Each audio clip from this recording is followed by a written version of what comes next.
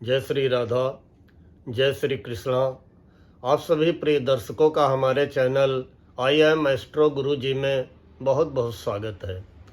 प्रिय दर्शकों, आज चर्चा कर रहे हैं कुंडली के चौथे घर में केतु की स्थिति की, कि अगर कुंडली के चौथे घर में केतु विराजमान होंगे तो उसका जीवन में क्या असर पड़ेगा। कुंडली का चौथा घर, जैसा कि हम कई बार बता चुके हैं, भूमि भवन वाहन सुख का, जमीन जायदाद का, पैतृक संपत्ति का व माता के सुख का होता है। अगर केतु अपनी मित्र राशि में है, मित्र राशि कौन सी होती है?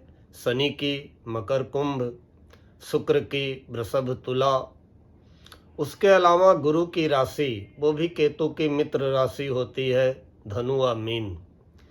अगर केतु यहाँ पे अपनी मित्र राशि में है तब तो बहुत अच्छे परिणाम देंगे। ऐसे जातक को धनी बनाएंगे, मकान का सुख, वाहन का सुख प्रदान करेंगे, माता के लिए बहुत शुभ परिणाम देने वाले होंगे, पैतृक धन का लाभ कराएंगे।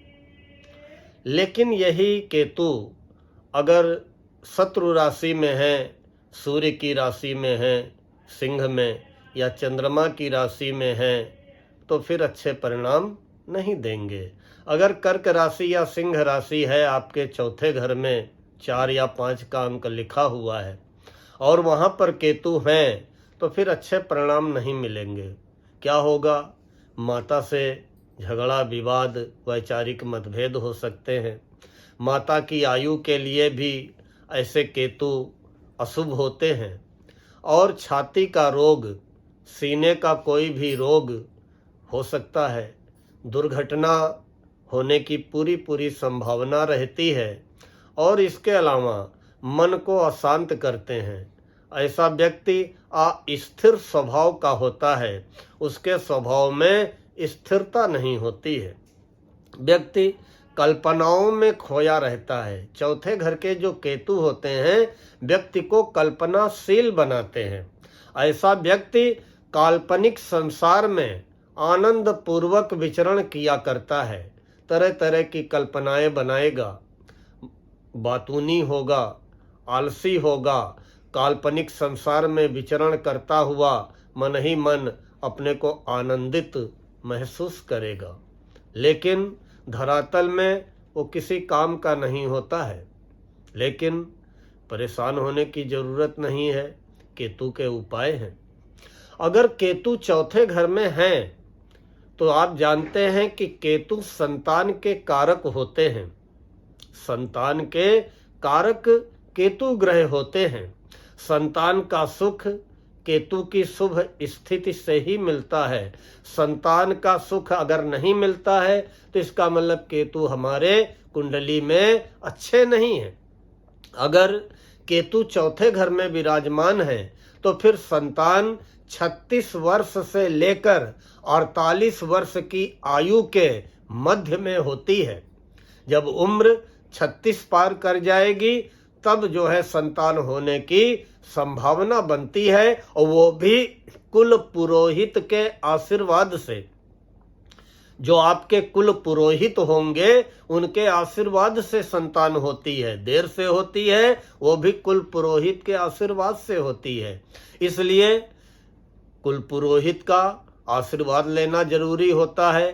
कुल पुरोहित को पीली चीजों का दान करते रहें, जैसे पीला वस्त्र हुआ, पीले अन्न में चने की दाल हुई, पीला फल केला हुआ, और अगर कोई सक्षम है, समर्थ है, तो पीली धातु सोना हुआ।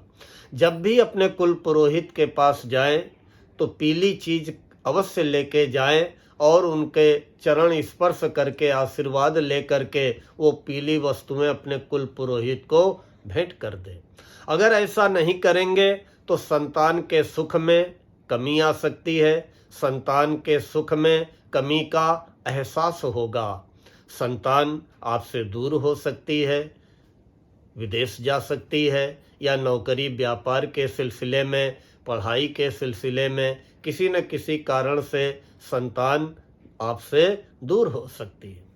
अगर केतु चौथे घर में है और चंद्रमा छठे घर में है। किसी भी दर्शक की कुंडली में चौथे घर में अगर केतु है और चंद्रमा अगर छठे घर में है तो फिर जीवन संघर्षमय हो जाता है, जीवन परेशानियों वाला हो जाता है। या तो पढ़ाई लिखाई शिक्षा में व्यवधान आता है, बाधा आती है, या फिर काम धंधे में रुकावट महसूस होती है, नौकरी धंधे में, काम में, व्यवसाय में जो भी आप करते हैं उससे पूर्ण संतुष्टि नहीं मिलती है, रुकावट का आभास होता है। इसके अलावा करना क्या है कि अगर केतु के अशुभ परिणाम मिल रहे हैं तो आप साल में एक बार किसी सोमवार को अगर समर्थ है तो चांदी, अगर समर्थ नहीं है तो 4 किलो चावल बहते जल में प्रवाहित कर दे। उसके अलावा अगर केतु से संबंधित कोई भी अशुभ परिणाम जीवन में प्राप्त हो रहे हैं तो प्रतिदिन कुत्तों को अवश्य कुछ ना कुछ खिलाते रहें ताकि केतु के अशुभ परिणामों से आप बच सकें, क्योंकि केतु मन को भ्रमित कर देता है। मन सही काम में नहीं लग पाता है, व्यक्ति सही काम करने से भटक जाता है।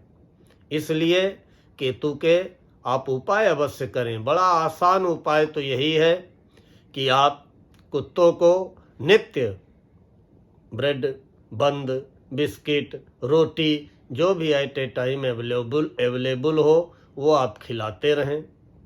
और धर्म स्थान में या किसी मंदिर में साल 6 महीने में एक बार चितकबरा कंबल, मतलब मल्टी कलर कंबल दान कर दे। साल में एक बार तो अवश्य किसी मंदिर में, धर्म स्थान में या किसी साधु संत को या किसी नीडी पर्सन को कंबल अवश्य दान कर दें।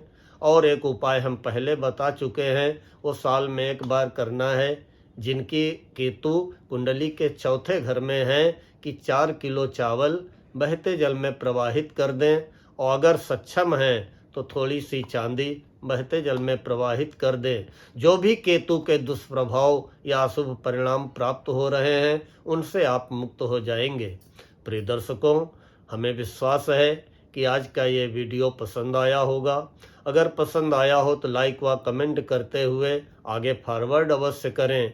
और जिन्होंने हमारे चैनल को अभी तक सब्सक्राइब न किया हो, सब्सक्राइब अवश्य कर लें, बेल आइकन जरूर दबा दें। जय श्री राधा, जय श्री कृष्ण।